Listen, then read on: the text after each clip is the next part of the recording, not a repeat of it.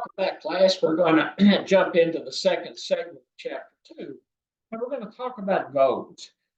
And again, to me, goals, well, the mission and vision are extremely important. They need to be joined at the hip. Again, I'm an economist by training. So to me, it's the evaluation process. It's how do we determine that an organization or a company is performing and functioning at a level that they should be. And so when we're talking about goals, it's the vision. The text talks about pursuing the vision and mission through, they call them SMART goals, and we'll get into that in just a minute. But vision and mission offer overall sense of an organization's direction, and that's true. Remember, vision is what the leadership foresees as the future, or what they would like to be when they grow up. And mission is more along the lines of this is who we are, here's why we're here, this is our reason for existence. And goals help organizations achieve overall aspirations, narrower aims than organizations pursue to save their vision and mission. So goals are, they aim an organization in a direction. So whether it's financial goals, whether it's operational goals, whether it's customer service goals, whether it's sales goals, or membership goals, depending on what kind of company you work for. But in the healthcare marketplace, those were kind of the main goals. There were some financial goals, there were some customer service goals, there was some operational type goals, some kind of, I always call them widget goals, but some operational goals. And then you had the sales team over here that they had membership goals they had to hit. So everybody working together, those were kind of the four categories of goals we had. And they channeled the mission and the vision and focused the organization so that everybody in that organization knew from one day to the next, not only what the goals were, but as we moved along quarter to quarter in the year, we had QBRs at the organizational level. I had monthly meetings with my teams to make sure we were always on track, but at least we had QBRs at the quarterly business reviews at the organizational level. And they had them, I don't know what I call it, hokey or not, but they had it set up like, looked like stoplights. I've also seen organizations set them up like a speedometer, but the Blue Cross Blue Shield set them up as stoplights. And if you get the green light, if you were on track, you were yellow if you were, off just a little one way or the other. You may be just a little under the goal and you were yellow. You might have been just a little over the goal. You were still yellow because as you move from one quarter to the next, there wasn't enough cushion there. So they kept it as yellow. And if you weren't hitting your goals, man, it was a blinking red light. So again, it kept everybody focused and everybody knew exactly where we needed to be. Goals should provide clear and tangible guidance to employees as they perform their daily tasks. That's pretty straightforward. There's nothing earth-shattering about that particular comment. And most effective goals are the ones that put employees in a good position to succeed. And that's one of the keys. You want not only the company to succeed, but you want employees to succeed. You want employees to feel empowered that they are succeeding and being a positive influence on the overall organizational goals. And to me, goals, they're kind of binary, black and white. You hit them or you didn't. It's either yes or no. And you don't want these, we kind of sort. No, you didn't kind of sort of hit them. Kind of like a legal document. Legal documents are or they should be black and white. In healthcare, especially in network management side, they weren't always black and white, but they should be black and white. And goals should be black and white. They should be, you either hit them or you didn't hit them. Those are the only two options. And the authors provide a little snappy, I don't want to call it an acronym, but it is somewhat of an acronym to help individuals remember kind of the five aspects of goals that are important. And they call them SMART goals, SMART. And like the five P's of strategy, you know, it was the first letter of each word was a P. With the goals, the first letter of each word spells out SMART: specific, measurable, aggressive, realistic, and time bound. And if you've ever worked in an organization, you're probably used to, this may not be revolutionary, it may not be new to you, but it's a different spin on what some of us have had in the past. And you know, as we're trying to develop our goals, that we're going to help guide the company or the organization along the road so they succeed, as you know, when it comes to vision and mission. The first thing I talk about is specific. You've got typically two kinds of goals: explicit or vague. Explicit, you know, targets, you know, people, it, you know, it energizes them. They're specific, you know, to resource allocation. And, you know, you manage to the metrics. And I've interviewed on several positions over the years where you sit down with the hiring manager, or you sit down with the CEO. A lot of the positions I've interviewed for, I've interviewed with the CEO or CFO, and you're sitting there talking to them. And I can remember interviewing at one point, interviewing with the COO. So we're sitting there and he's talking about operations, and again, it's healthcare. So we're talking about, you know, claims processing and front end, you know, mail room, you know, all the operational stuff. And you know, and then he had customer service, you know, reporting up under him. And I said something about, well, you know, what's your customer service goals? And he said, well, our customer service goals for this coming year, this was like right before Christmas I was interviewing. And he said, well, for our, you know, coming year, customer service goals is we're going, you know, it's going to improve customer service. Well, okay. And I said, but how are you going to improve customer service? I mean, what's your metric? He said, well, we're not sure we're going to have a metric with it, but, you know, we're just going to say we're going to improve customer service. I said, you're not going to tie a percentage to it, or you haven't, you know, so what kind of goal is that? And he said, oh, it's a goal. He said, we have it every year. And he said, we do really well. He said, we always improve customer service. And I can remember leaving that interview and I'm thinking, man, I don't know, that's one dude I didn't want to report to.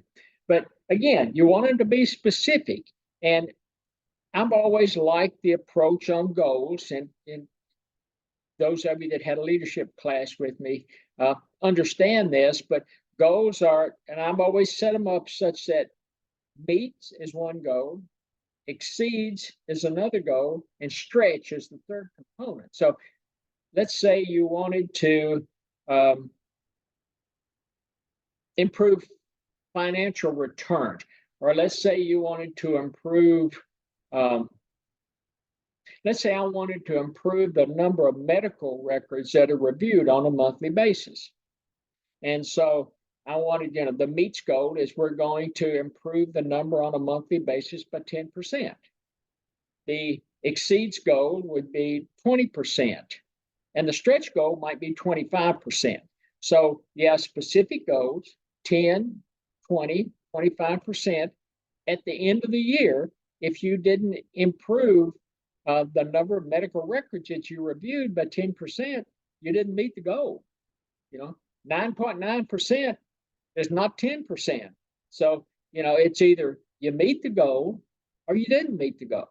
And it's really difficult on individuals that have functioned within a company that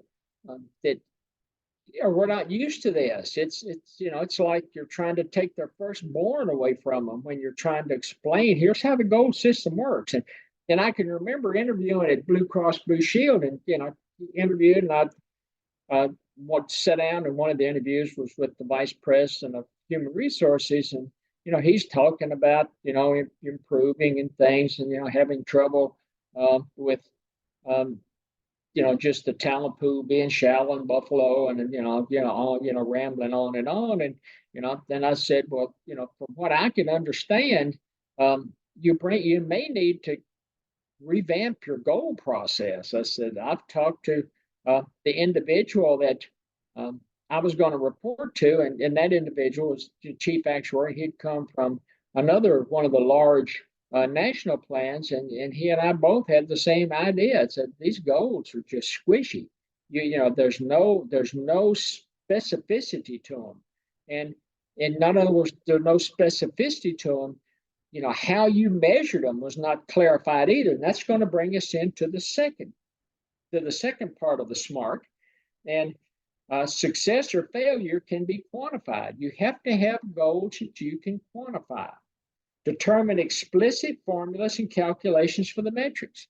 And in all of the goals that I put together over the years, I've always had, not only in the goal, here's your meets, here's your exceeds, and here's your stretch goals, but I've also included, here's the calculation formula that we're going to use to calculate those metrics.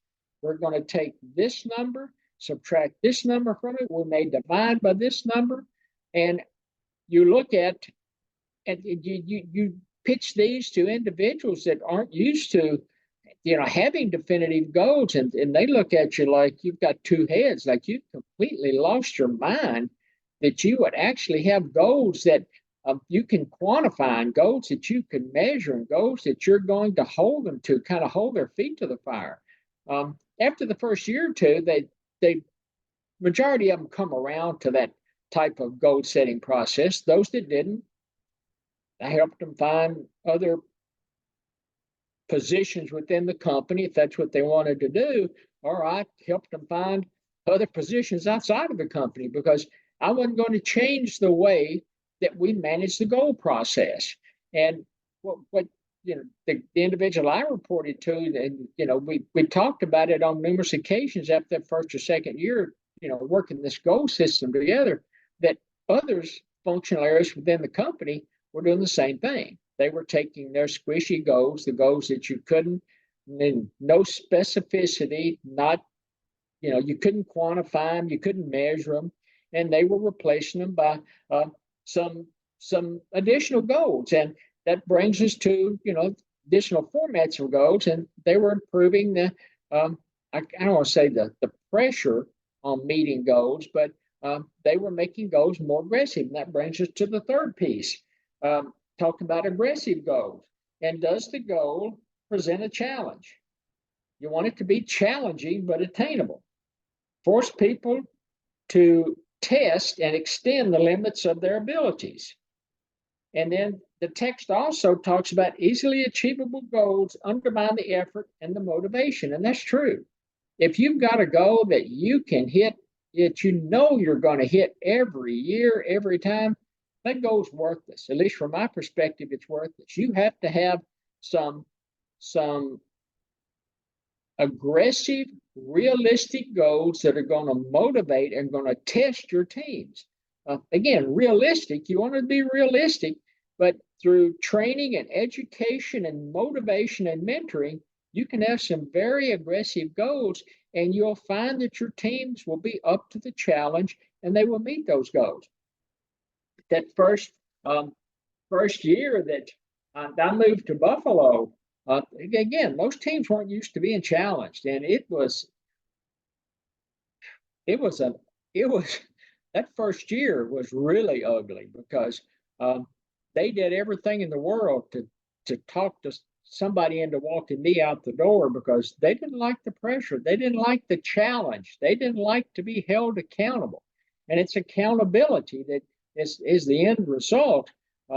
And it took a couple of years, and most of them came around. I still had a couple of managers that I had to ride like rented mules when it came to setting goals, because they didn't want to challenge their teams. And it was a difficult situation. But at the end of the day, they found that the goals were realistic, that, with a little extra effort, they could hit those goals. And what you found evolving were these teams that all of a sudden started taking accountability, and they were proud to point out the fact that, yeah, we exceeded our goals. So the teams that first year, everybody was struggling just to hit the meets.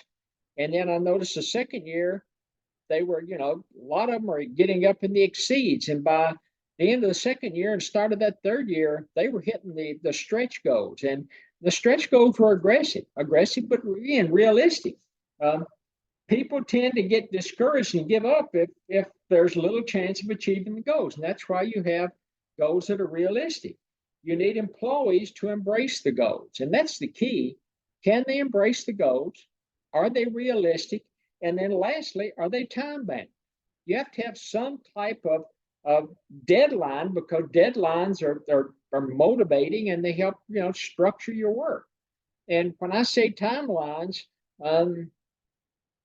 we implemented a new kind of a clinical editor software that would take a healthcare claim as it came in the door, and it would deny either the entire claim or it would deny claim lines on the claim based on the way providers were billing.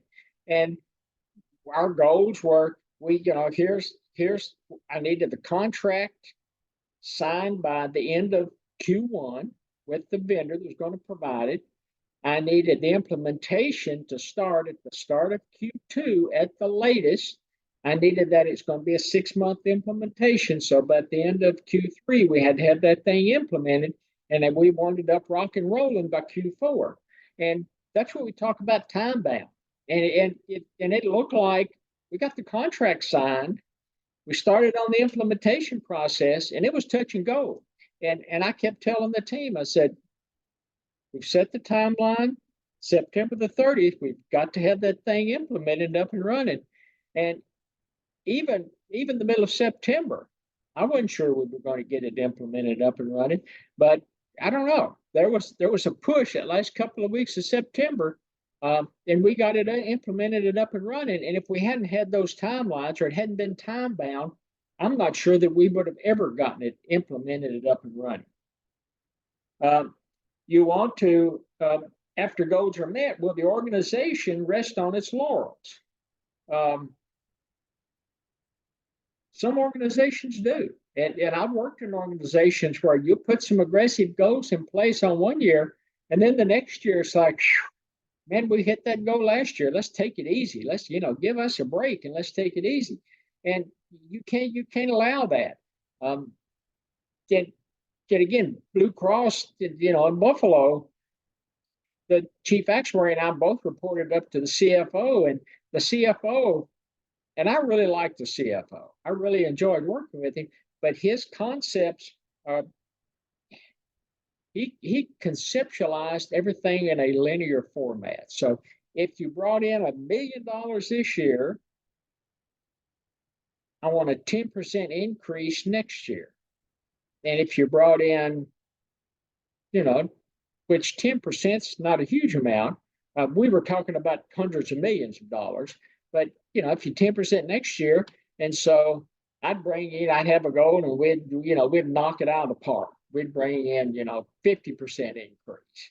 And then the next year it was like, well, you exceeded the 10% this year, we're going to knock that up to 20%. And for the first few years, it was okay. I was fine with that because I knew there was enough cushion in there that we were going to knock it out of the ballpark. But I kept telling him that at some point we're going to hit the wall, because what my team did, it was considered payment integrity, and we were ensuring that the claims were processing correctly. We were changing the contracts we had with providers. We were putting providers in jail that were fraudulently billing, and we were recouping dollars that were misadjudicated or mispaid. And I kept telling him, I said, at some point, we're going to hit that brick wall. And if you think about, if you remember your econ classes, or maybe back to some of your calculus classes, you're talking about hitting that inflection point where you're increasing at an increasing rate, and all of a sudden you hit that inflection point, and you're still increasing, but you're increasing at a decreasing rate at that point. And at some point you hit the peak and you start going down the other side. we never did hit that peak and start going down the other side. We just barely hit that inflection point. And what we found out was we had more issues than we ever imagined that we did. And the more loopholes that we closed, it was like the little Dutch kid trying to stick his finger in the dike, to keep, how the fable of the parable goes when sticking his finger in the dike, trying to keep the water from coming through. And that's the way we felt. Not only that, but you had a bunch of crooked providers that continually were billing for services that they shouldn't have billed for. So, ended up with endless opportunities, but it's going to vary from one company to the next. And you as a leader are going to have to recognize those opportunities and have to recognize how to set that meets, exceeds, stretch goals in such a way that they're specific and they're measurable and they're aggressive and they're realistic and they're time bound. And if you can do that, you're going to be extremely successful as you take on those new responsibilities for a new team. And when we talk about organizational performance, it's a very complex concept. Organizational performance, how well an organization is doing at reaching their vision and mission and goals. And it can get complex, especially if those three concepts aren't tied together and everybody within the company is joined at the hip. You talk about performance measures, their metrics, profits, stock price, earnings per share, sales, anything that will help gauge how well the organization's doing. So there's the performance measures you develop, and then there's the performance reverent, and that is it's a benchmark such as industry average that is used to make sense of an organization standing alone or a performance measure. So it's the combination of those two, the performance measures that you've developed for your company or your organization, compared with, the performance reverent that's in the industry, the market that you're working at, the global economy that you're functioning. It's the combination of those two, as you put them together, is going to help you determine whether you're performing as you should or how you need to change those performance measures as you go forward. Assessing organizational performance is a vital aspect of strategic management. And to me, it's one of the cores of strategic management. It's not just a vital aspect, it is one of the vital cores of strategic management, and especially performance management. Understanding performance drives changes in the strategic management. And that's just, to me, again, another concept that's not earth-shattering. To me, that should be just common sense. Understanding the performance measures, understanding how they're going to drive the changes in your strategic management. And as you put your strategic, management concepts and processes in place at the first of the year, you want to be able, as you go through like Q1, Q2, Q3, Q4, you want to be able to use those performance measures to see, are there shocks to the economy or the shocks to the market in which, or the industry in which you're dealing? And can you adjust your strategic management process as you go through those shocks to the economy? Profits, sales, customer service, employee satisfaction, employee retention. I don't know, a lot of, I guess, types of performance measures that you can use. And again, a lot of these are, to me, if I'm interviewing with the company, I'm going to be asking these questions. I'm going to be asking, what does your customer service look like? What's your employee retention? If you're a healthcare organization, what does your membership retention looks like year over year? Are you increasing? Blue Cross Blue Shield in Buffalo had about 45% of the market share when I worked there.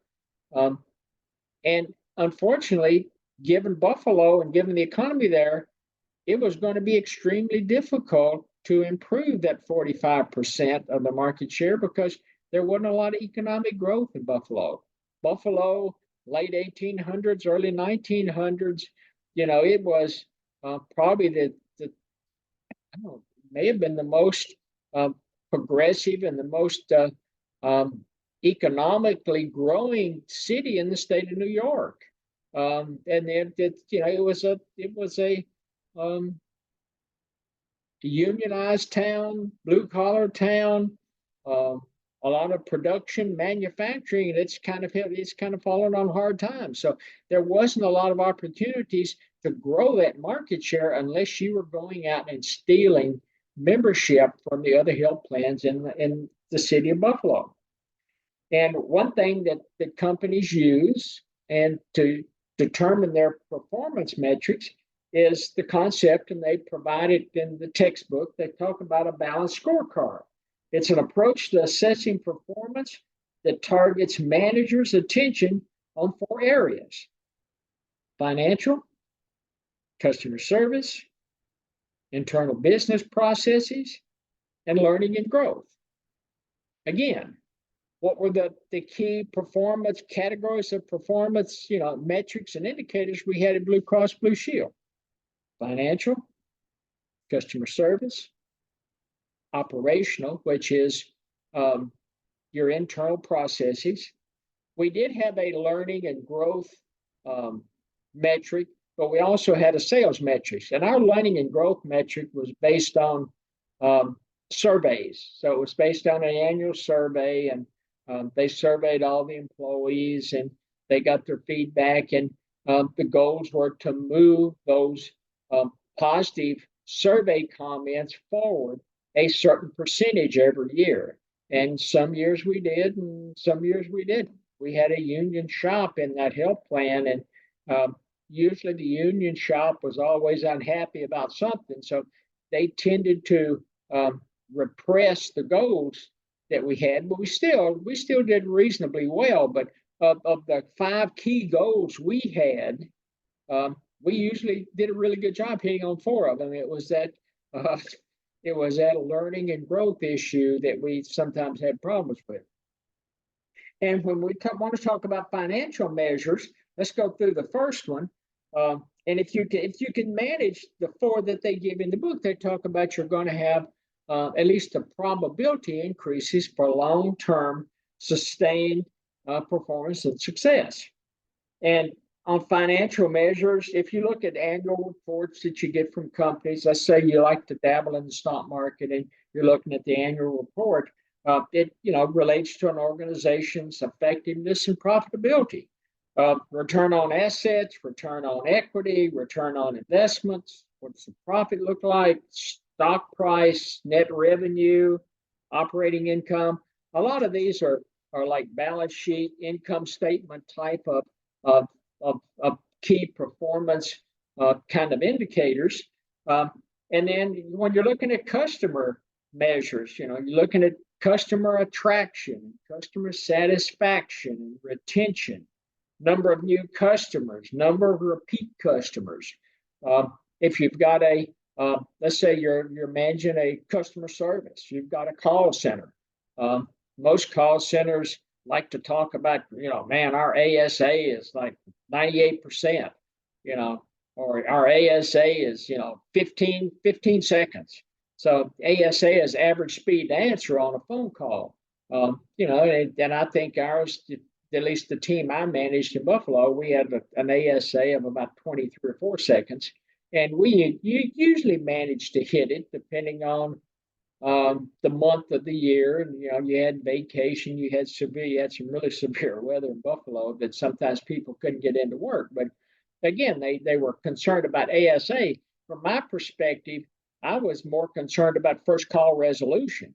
I wanted Ms. Smith called in and she had a concern about her health care, or her claim didn't look like it paid correctly, or she needed help finding a doctor. I was more concerned with, did we take care of Mrs. Smith with that initial call, and Mrs. Smith didn't have to call in again. So I was more concerned about first call resolution, but the CEO really liked the average speed to answer. And when you're looking at customer service, especially on healthcare, you're talking about surveying your customers. There are some mechanisms through, Medicare and Medicaid that, are concerned with, your customer base and how happy they are. You're looking at the employer groups, did you retain them year over year? Did you lose them? Or, if they went to another health plan for a year or two, then they came back. So you're looking at those customer service metrics. If you're looking at internal business process measures, you're looking at organizational efficiency. You're typically looking at operational metrics. You're looking at, time per order. Again, a lot of your phone call centers are showing up in this operational internal business type measure. And so you're looking at ASA, first call resolution, claims processing accuracy. That was a huge, we had claims processing accuracy had to be 98% or greater. You had, number of claims processed per individual. Just, how long it took to, in the mailroom as these paper claims came through. How many paper claims did you get fed into the system on a daily basis? How many, what does your mailing list look like? So one of the metrics was, how much return mail did you get?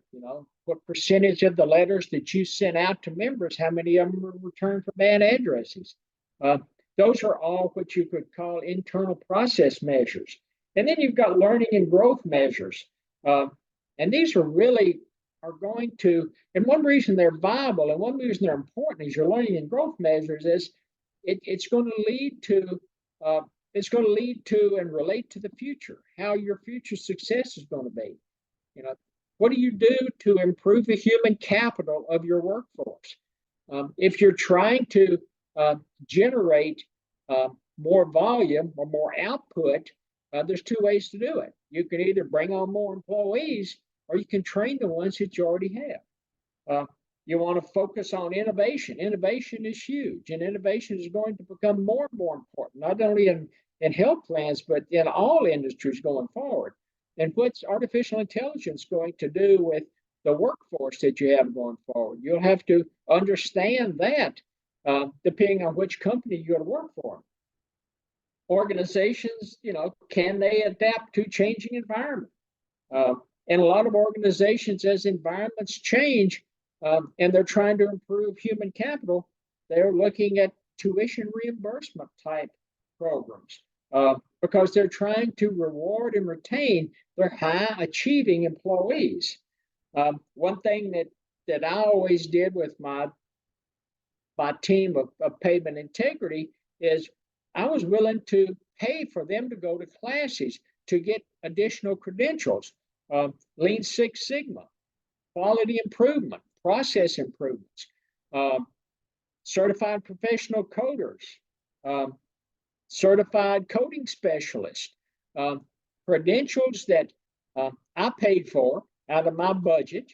And the way I had it structured is, most of these programs ran somewhere $5,000 to $10,000 to take the class, for them to take the class, to pass the final exam and to get their certification. And depending on how it was set up, a lot of, rather than them going after work and having to spend time at night, I tried to incentivize them by bringing the teachers on site. And maybe on Tuesday and Thursday from 8 to noon, they would take the classes there, and they didn't have to, it didn't have to impede or didn't have to bleed into their family time or to their personal life. The kind of the kicker to it was, I agreed to pay for it out of my budget. Anybody wanted to take the classes, as long as they took the class, completed it, passed the test, and then set for their credential, because it was a tough test to get that credential. As long as they did all three of those things, I would pay for it. But in return, they had to agree that they would stay with the, it wasn't just with me, but with the company for 2 years. And if they didn't, if they decided to leave before the 2-year time limit was up, they had to pay me back whatever the cost was for me sending the class. And in Buffalo, in that particular market, Blue Cross Blue Shield was by far and away the best employer in town. So most of those individuals were more than happy to agree to that because they knew they were going to be there anyway. And I think with that, we're going to take kind of a break. And when we come back, we'll jump in and talk about the third component. Talk to you soon.